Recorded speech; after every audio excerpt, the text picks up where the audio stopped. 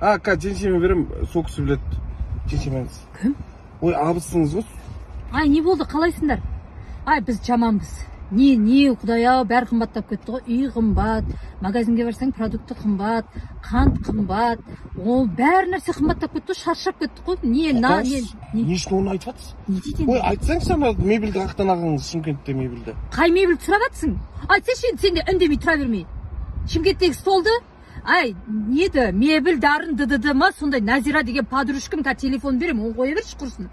Содан жаңа магазинге барсақ барғанда қантқа таласып атқан бір адам ғой. Ой, пұрмай, ой, енді оны айтып жатсыз, номерін берсеңші Назираның дарын. Қоя тұршы, сен де бір береміз қазір. Адам жынына тимей. Қой тұрса, айтып алайық та әңгімемізді. Содан жаңа қант қымбаттап кеткен. 2 килодан артық бермей жатыр ғой адамдарға, 2 килодан артық масқара. Мынау бір барып, мен бір барып жүрген жоқпыз ба сол жерде. Сен жүрсің мүлде сүймей мен